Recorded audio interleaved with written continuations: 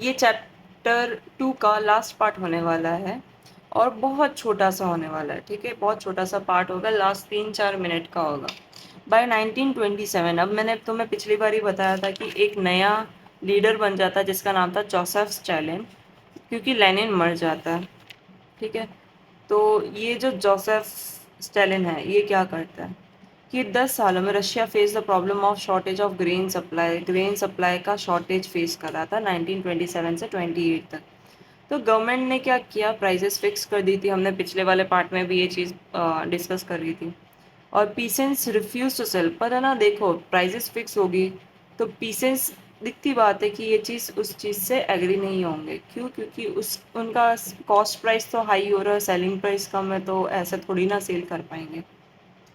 तो उन्होंने मना कर दिया था कि हम गवर्नमेंट बायर्स को इस फिक्स प्राइस पे सेल नहीं करेंगे। तो स्टालिन ने क्या किया, उसने इमरजेंसी, फॉर्म इमरजेंसी मतलब शांति से इमरजेंसी मेजर्स लेने स्टार्ट कर दिए थे। He believe that rich peasants and traders were holding stock for higher price. उसे लगता था कि यार ये फार्मर्स है ना सेल नहीं कर रहे, तो ये क्या करने वाले, ये चीज़ों को स्टॉक करके रखने वाले, और जब भी कोई चीज़ स्टॉक में जाती है तो वो चीज़ ओवर प्राइस हो जाती है। तुमने जेठालाल का वो एपिसोड तो देखा ही होगा कि प्याज की काला बाजारी, सेम इसी तरीके से जब अनाज स्टॉक में रहेंगे, किसी के पास में छुपे रहेंगे बहुत लार्ज क्वांटिटी में, तो वो क्या होगा, वो ब्लैक मार्केट में उसे वो सेल कर सकते हैं हायर प्राइसेस में, जो कि अच्छी चीज़ नहीं है। He believed that rich peasants and traders were holding stock for higher prices. Everyone will have to give grains. Stalin had made it a compulsion. तो उसने क्या किया था, स्टेलिन ने कंपल्शन कर दिया था कि तुम्हारे पास अनाज है तो तुम्हें उस चीज़ को सेल करनी पड़ेगी, तुम अपने पास नहीं रख सकते हो स्टॉक में। इन 1928 टूड पार्टी मेंबर क्या करने लगे थे, जहाँ पे भी ये ग्रेन्स प्रोड्यूस होते हैं, और कुल्लक्स मतलब जो बड़े बड़े फार्मर्स वगैरह होते हैं उनके घर पे, उनकी जो प्लेस पे, उनके वर्किंग प्लेस पे वो क्या करने लगे थे, वो टूर करने लगे थे, विजिट करने लगे थे और चेक करने लगे थे कि यार कौन सही कर रहा है, कौन छुपा के रख रहा है। तो सीज वगैरह होने लग गए थे, एक तरीके से रेड करने लग गए थे, ठीक है। पर फिर भी शॉर्टेज जो थी वो कंटिन्यू रही। अब स्टेलिन ने क्या किया, उसने एक कलेक्टिवाइज फार्मिंग का डिसीजन लिया। कलेक्टिवाइज फार्म का मतलब क्या है, उसने सारे पीसेंट्स को फोर्स किया कि तुम कलेक्टिव फार्म पे क्या करो, खेती बाड़ी करो। कोलखोस इस चीज़ को बोला गया। एंड प्रॉफिट वॉज शेयर, जितना भी प्रॉफिट होता था वो शेयर कर लो।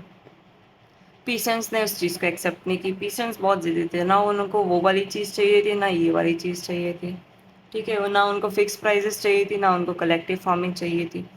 तो उन्होंने वो चीज़ एक्सेप्ट नहीं करी और उनके खुद के अनाज को डिस्ट्रॉय कर दिया कि भाई ठीक है, तुम हमारे साथ में इतना बुरा कर रहे हो, चलो हम खुद ही जला देते।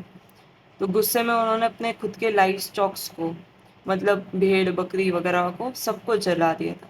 और 1929 से 31 तक तो कैटल फेल बाय 1/3, मतलब अगर 3 कैटल्स होती है तो उसमें से एक कैटल ही बची है, मतलब अगर 3 लाख कैटल थी तो उसमें से 1 लाख कैटल ही बचती है, ठीक है। कैटल मतलब भेड़ बकरियाँ, ठीक है।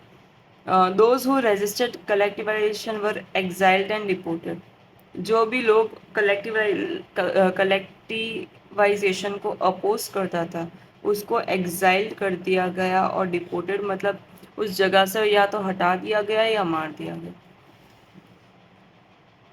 कलेक्टिवलाइजेशन जो था ना वो इंस्टेंट रिजल्ट्स नहीं दे रहा था, तो जिसकी वजह से बैड हार्वेस्ट हुई 1930 से 33 तक, लीड टू वन मोर। और इसकी वजह से एक और फेमाइन मतलब एक बीमारी आई जिसकी वजह से 4 मिलियन लोग मर चुके थे।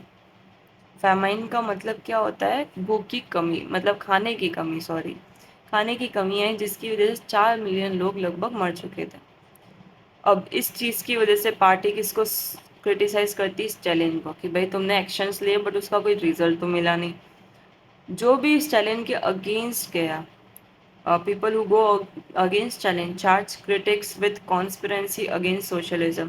तो उनको ये लगने लगा कि यार जैसे मान लो मैं स्टालिन के अगेंस्ट हूँ तो मुझे लोग एंटी सोशलिस्ट बोलने लग गए कि मुझे सोशलिज्म पसंद ही नहीं है। मिलियन वर इन प्रिजन्स। अब स्टालिन ने क्या किया, 2 मिलियन लोगों को प्रिजन में डाल दिया, लेबर कैंप्स में डाल दिया 1939 तक। मोस्ट वर इनोसेंट, जिसमें लगभग लोग इनोसेंट थे। Large number were forced to make false confession under torture, और बहुत सारे लोगों को अलग अलग गवाही देनी पड़ी, फॉल्स कन्फेशन देने पड़े स्टालिन को बचाने के लिए। टॉर्चर करते थे अगर वो गवाही नहीं देते थे। तो ये था पूरा हमारा चैप्टर, जिसमें रशिया के अंदर कैसे कैसे रिवॉल्यूशन हुए उसके बारे में हमने बात करी है।